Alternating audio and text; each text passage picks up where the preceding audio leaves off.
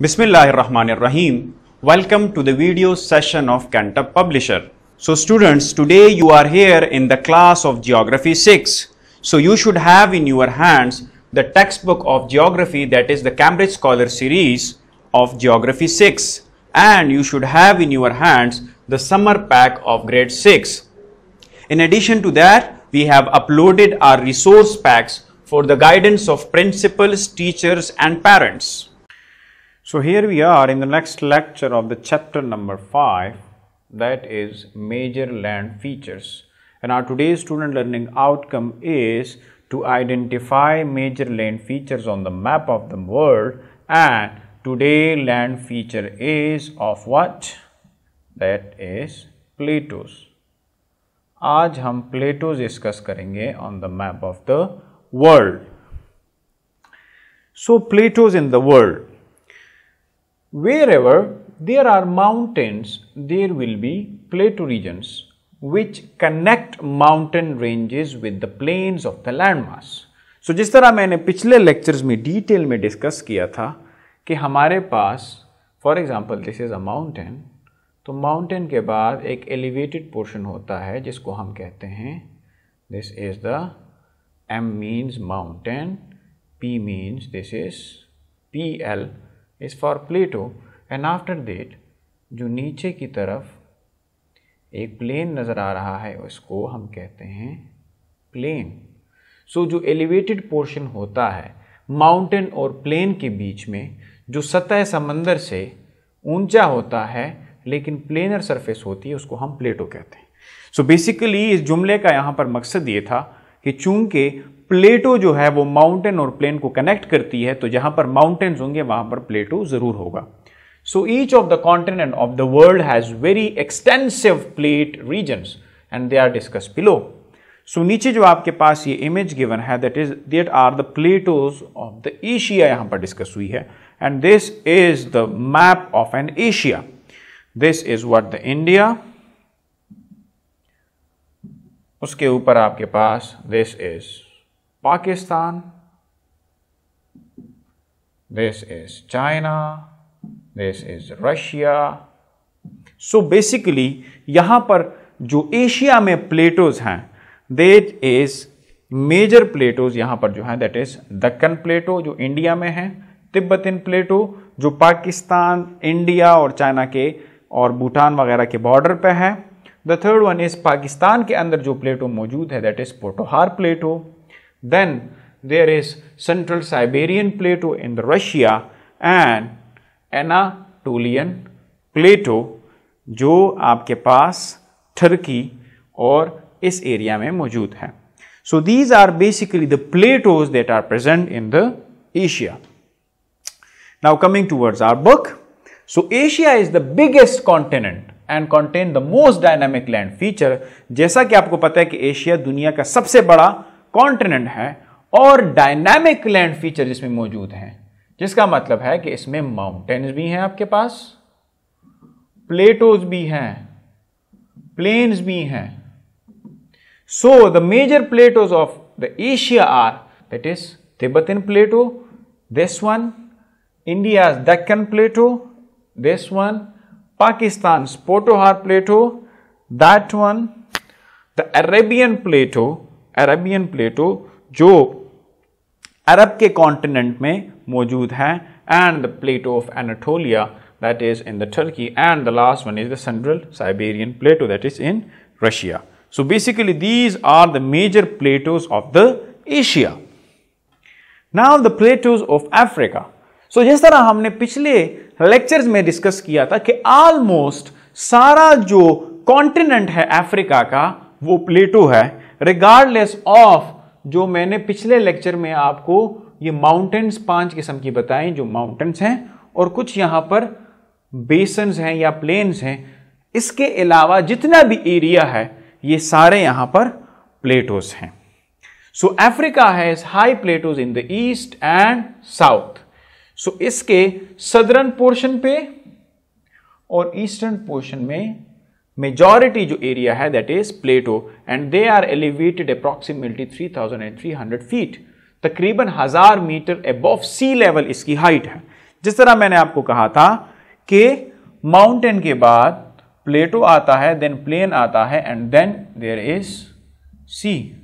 सो plane जो होता है वो सी लेवल के तकरीबन बराबर होता है या थोड़ा सा ऊंचा होता है, लेकिन प्लेटो सी लेवल से ऊपर होता है। तो यहां पर जो अप्रॉक्सीमेटली प्लेटो है अफ्रीका का, वो सी लेवल से 1000 मीटर हाइट पे है and have a minimum elevation of 2000 feet. The whole of the country of South Africa is a plateau with high ground on all but its northern border. So तकरीबन जितना भी south Africa का जो country है वो तकरीबन सारा प्लेटो है। Interestingly, just like there is no variation in African land features, so जिस तरह अफ्रीकन लैंड फीचर में इतनी डिफ्रेंशिएशन नहीं है, इतने रैपिड माउंटेन्स और प्लेन्स नहीं है, सो अफ्रीका के लोगों की फीचर्स भी सेम है तकरीबन cultural wise, except the northern strip of the Africa largely share common culture and tree of languages. So जितना भी नदरन पोर्शन है वो तकरीबन सेम कल्चर और सेम लैंग्वेजेस बोलता है। The next is the continent of the North America, and here in the North America the major plateaus are the Canadian Shield, the plateau of British Columbia, and the plateau of Colorado. Here in the book the plateaus of the North America is discussed as, in the North America the largest plateau is the Canadian Shield. This one is the largest plateau of the North America, and this plateau region of the eastern and northern Canada and the Great Lakes of North America. So ये मुहित है किस पे, जो इसका eastern portion है, this is the eastern portion of the north America और नदरन Canada में ये लाई करता है।